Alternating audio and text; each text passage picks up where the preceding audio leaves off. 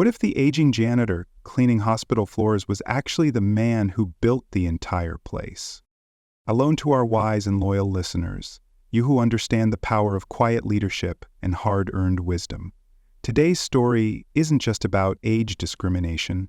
It's about betrayal, justice, and a stunning undercover mission that shook an entire hospital to its core. You're about to hear how one man's humility exposed a culture of cruelty and how he turned it all around. This is more than a story. It's a reminder that those who built the foundation are never truly replaceable. Stay with us. You won't want to miss this. The story opens with a quiet humiliation. A silver-haired man named Sam Lewis walks into Havenbrook Regional Medical Center for a job interview as an orderly. He's early, dressed in a crisp but modest shirt and slacks, his shoulders slightly slumped from years of hard work, or so it appears. The receptionist barely acknowledges him. When he finally meets Elisa Grant, the young head nurse, and Trent Ellis, the hospital's polished HR director, the tone shifts from cold to condescending. They skim his resume and exchange subtle glances. Elisa asks if he's comfortable lifting patients at his age. Trent questions whether he can keep up in a modern medical setting. Sam answers with quiet confidence. He's worked under pressure, adapted to new technologies, and cared for hundreds in need. But none of that matters. After a few clipped remarks and forced smiles, Trent ends the interview with a dismissive, "We're looking for someone a bit more current." As Sam stands to leave, Elisa offers a parting jab. "There's always the assisted care facility down the street. Might be more your speed." Sam nods, thanks them for their time, and walks out, his pride wounded, but his mission clear. Because Sam isn't who they think he is. He's actually Dr. Julian Hale, the founder and board chairman of the very hospital that just rejected him. Behind the prosthetic wrinkles and gray-tinted contact lenses is a man who built Havenbrook from nothing into a beacon of care and compassion. But what he just witnessed wasn't compassion, it was calculated ageism. And now, with first-hand proof of how his staff treats older applicants, Julian's doubts turn into certainty. He doesn't just feel the sting of personal rejection. He sees the systemic rot threatening the soul of the institution he created. The audience is left with a powerful realization. The man they laughed out of the room owns the building they're sitting in. This sharp inversion, watching a powerful figure willingly endure indignity to uncover the truth, sets the emotional tone for the rest of the story.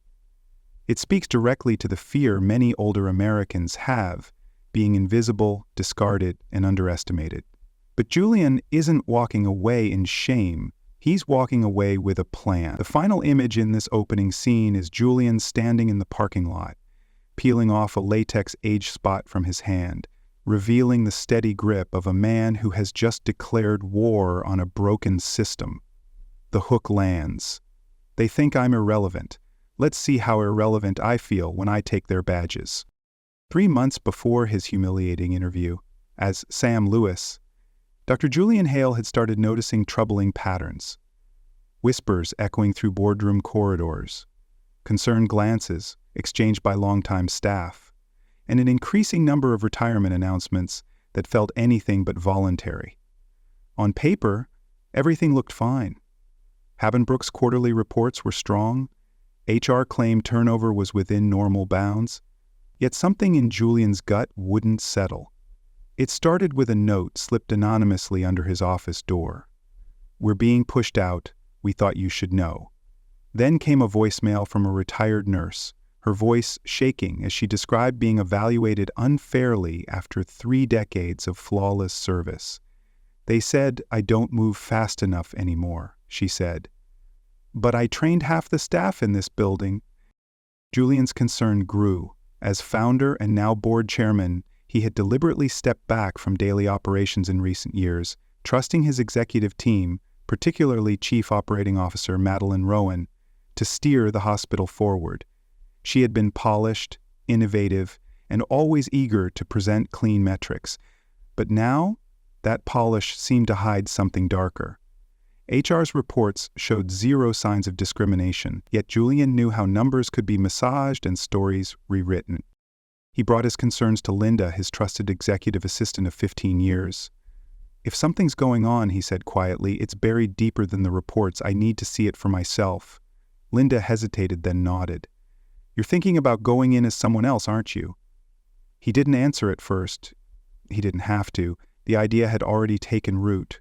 He would become the kind of applicant most likely to be dismissed. Older, less polished, and seemingly out of touch. If there was bias, they'd show it. And they did. As he prepared for the undercover operation, Julian enlisted the help of an old friend from his college theater days, now a professional makeup artist. She designed a disguise complete with thinning gray hair, age spots, dulled contacts, and prosthetic lines etched into his face. Sam Lewis was born a quiet, retired military medic with decades of experience, now hoping to serve again in a simple role. With a forged resume and fake ID in hand, Julian rented a modest car, dressed in second-hand shoes, and walked into the institution he'd built from the ground up. What he found confirmed his fears and ignited a storm inside him. Not only had he been disregarded, but the dismissiveness was casual, rehearsed, like this wasn't the first time. That's when Julian realized this wasn't an isolated case of bad behavior. Something systematic was happening at Havenbrook. He'd trusted the wrong people for too long. And now, the man who built the hospital would dismantle the rot inside it, one layer at a time. Back in the privacy of his home office, the quiet of the evening wrapped around Dr. Julian Hale like armor as he sat before 3 large monitors displaying Havenbrook's internal employee data. He no longer trusted filtered reports. This time, he used his chairman-level clearance to bypass summary dashboards and dig into raw numbers, hiring trends, performance reviews, and exit documentation from the past 3 years. What emerged was a chilling pattern, hidden in plain sight. Employees aged 50 and above were not only being passed over for promotions, they were being nudged out entirely. Performance scores, once steady, dropped sharply after milestone birthdays. Evaluations described once praised staff as slow to adapt, culturally outdated, or resistant to innovation. Terms that, to anyone paying attention, were code for too old. Worse, in nearly every case, those affected were replaced by significantly younger and cheaper hires within weeks of their departure. Julian cross-referenced the HR system access logs, and his suspicion deepened. One name appeared consistently: Madeline Rowan, the chief operating officer. She had been accessing performance records at unusually high frequency for someone not directly involved in evaluations. He dug deeper and discovered a hidden folder on the executive intranet titled Project Vital Shift.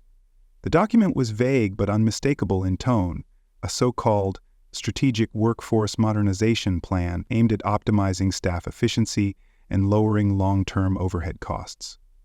Within the bullet points, Julian found specific age targets, language about legacy roles phasing out, and timelines for implementing generational transition protocols. This wasn't performance-based attrition. It was a slow, surgical purge of experienced, higher-cost staff, carefully masked behind HR language and data manipulation. At the bottom of the report, in smaller font, sat a line that tightened Julian's chest. This initiative supports competitive edge in preparation for upcoming leadership succession. It wasn't just about numbers. This was about power. Madeline wasn't simply streamlining the hospital's workforce. She was positioning herself to replace him by slashing costs tied to pensions, salaries, and long-tenured employees. She could present herself as a bold reformer, just in time for the next board evaluation. Julian leaned back in his chair, pulse steady but mind racing. He had built Havenbrook on a foundation of patient care, team loyalty, and institutional respect. Now that foundation was being quietly dismantled by someone he had mentored and trusted. This wasn't incompetence, it was betrayal, wrapped in efficiency reports and masked with corporate lingo.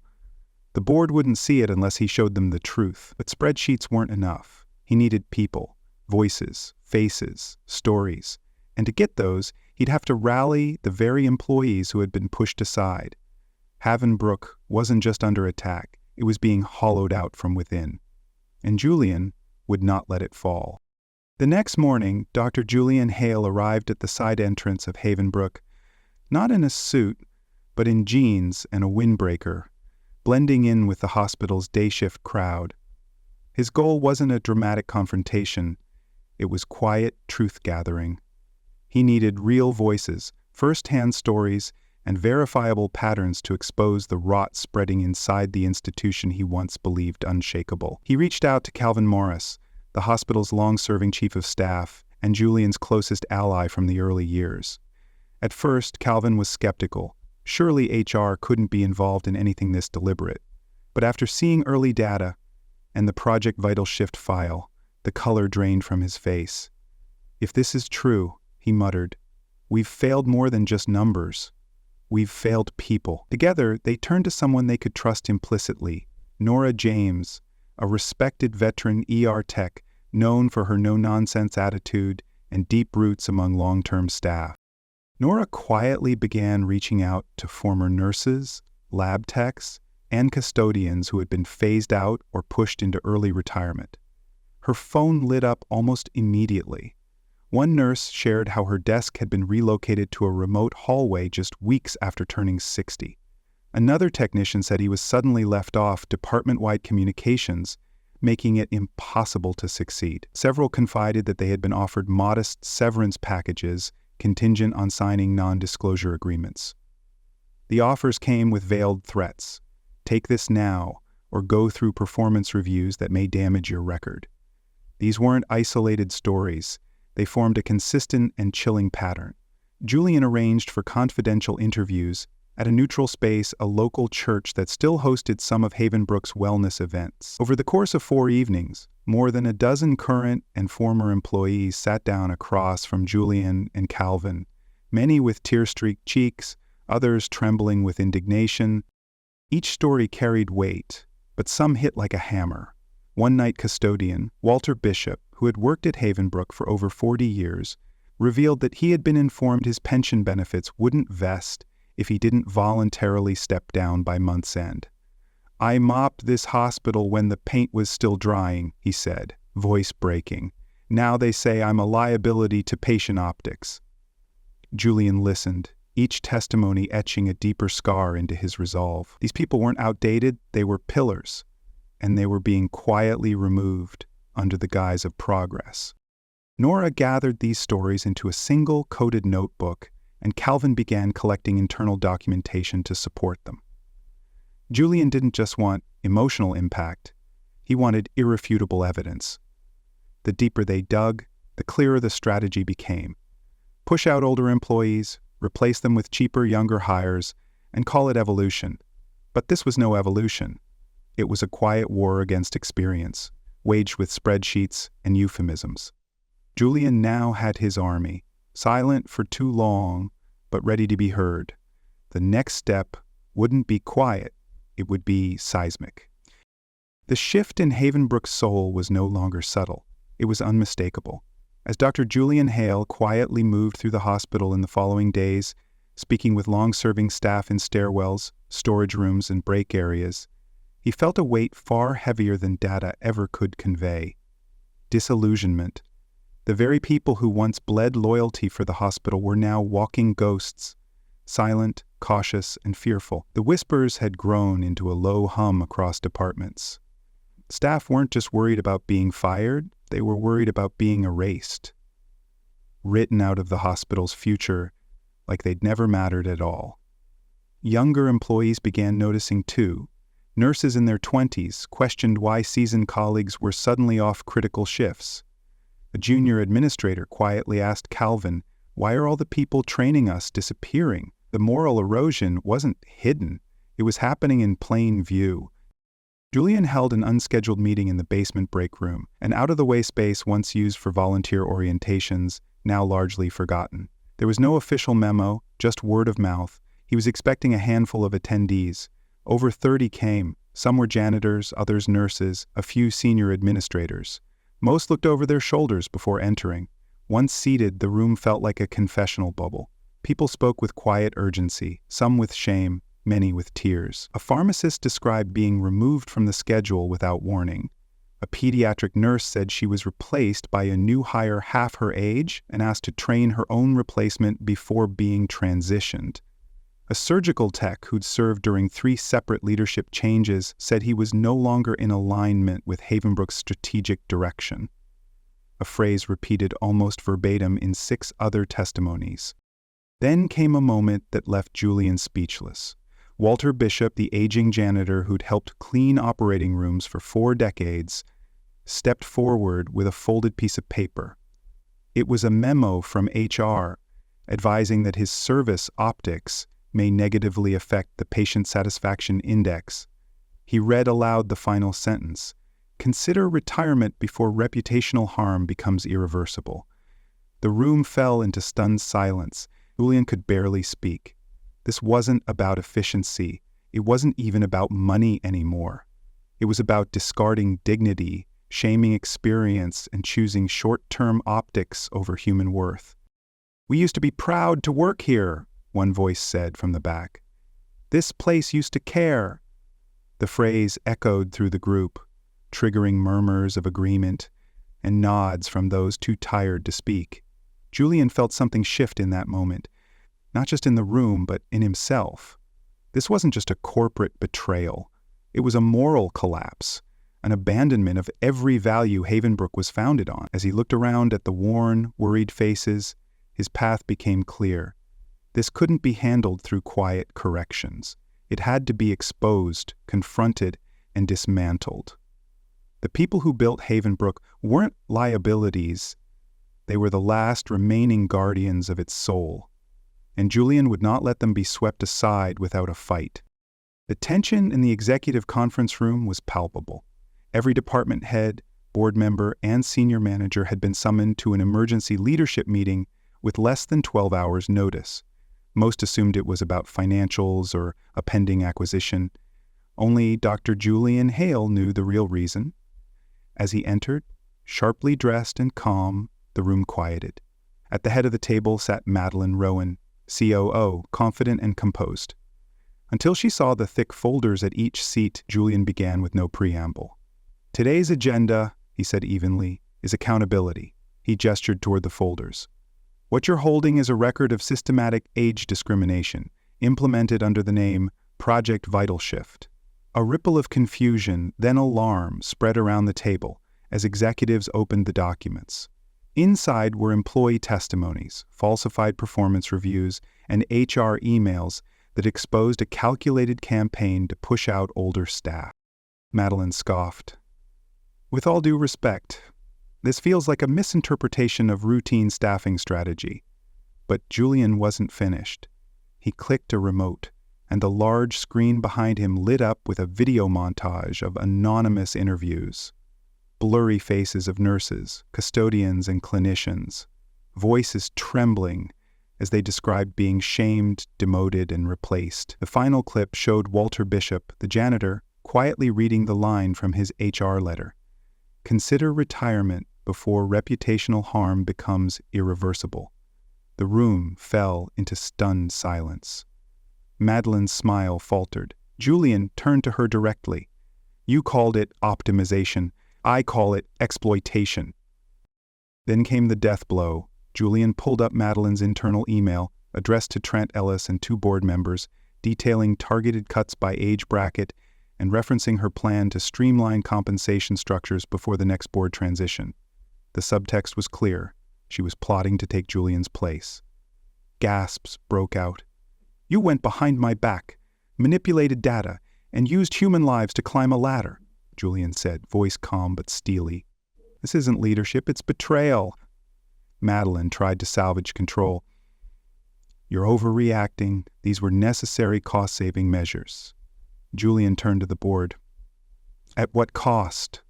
Look at these faces. Hear their stories. We didn't build this hospital on savings. We built it on care." With a final motion, Julian announced, "Effective immediately, Madeline Rowan is suspended pending full investigation. Security will escort her out." As guards stepped in, she stood stunned, looking around the room for support. No one met her gaze. The silence said it all. The culture of fear had finally cracked. As she was led out, Julian faced the room. We begin healing today. Not just the policies, but the soul of Havenbrook. The truth bomb had been dropped, and its echoes would reshape the hospital forever. The very next morning, Havenbrook Regional Medical Center felt different. The news of Madeline Rowan's removal had spread like wildfire, not through press releases or public memos, but through whispered conversations, stunned group texts, and quiet sighs of relief. Echoing through nurse stations and staff break rooms, at 9 a.m., Dr. Julian Hale addressed the entire hospital via live stream, speaking not from the boardroom, but from the main atrium, the same place where Havenbrook had opened its doors decades ago. Standing beneath the engraved words compassion, dignity, excellence, Julian looked into the camera and began, I owe you all an apology. Somewhere along the way, we let our mission drift. But I promise you this, those days are over. Julian laid out a 3-part plan that wasn't just about policy change, it was about restoration. First, every employee affected by Project Vital Shift would be contacted individually and offered full reinstatement with back pay should they choose to return. Second, an independent ethics and oversight committee, with elected staff members of all ages, would be formed to audit all performance reviews, promotions, and terminations moving forward. Third, Julian announced the creation of the Havenbrook Mentorship Initiative, where experienced employees would be paired with younger staff to train, support, and bridge generational gaps, turning what was once called a liability into a cornerstone of professional development. The hospital erupted with cautious but genuine applause. For many, it was the first time in months they felt seen. Nora James, the ER tech who had helped gather testimonies, was appointed interim head of mentorship. Walter Bishop, the janitor who had worked in silence for decades, was honored in a surprise ceremony during the afternoon rounds. Julian himself presented him with a plaque reading, "In service, in silence, in strength." Walter, overwhelmed, said only, "Thank you for remembering we mattered." Throughout the day, returning employees arrived through the main entrance, some with hesitant smiles, others holding back tears. Their old ID badges were waiting alongside welcome packages and handwritten notes from colleagues. Younger staff, many unaware of the deeper politics until now, stood in support, offering hugs, coffee, and a listening ear. The toxic silence that once hovered in Havenbrook's halls was lifting. It was replaced with conversation, respect, and most of all, hope. Later that afternoon, Julian walked through each department unannounced, not as a chairman inspecting staff, but as a founder, reconnecting with his people. He shook hands, listened intently, and thanked everyone for weathering the storm. "We lost our way," he told one nurse, "but the heart of this place, it never left. It just needed to be heard again." Havenbrook wasn't fully healed, not yet, but the surgery was over. The stitches were in place, and for the first time in years, the institution felt alive with purpose once more. The process of healing, real healing, had truly begun. The story of Dr. Julian Hale and Havenbrook Regional Medical Center teaches a powerful lesson. Experience is not expendable, it's essential. In a world increasingly obsessed with speed, youth, and efficiency, this tale reminds us that progress must never come at the cost of human dignity. The quiet removal of seasoned professionals under the guise of modernization reflects a dangerous trend in many workplaces, treating age as a liability instead of a strength. But when those with wisdom are silenced, organizations lose not just knowledge, but heart. Julian's journey proves that real leadership means stepping down from the podium, walking the halls, and truly listening to those who've given years to a mission. By going undercover, he didn't just expose corruption, he reignited a culture of respect. His actions remind us that reform isn't about replacing the old with the new, but about bridging generations to build something stronger together. It's a call to honor the past, empower the present, and protect the future of our institutions with integrity, humility, and compassion.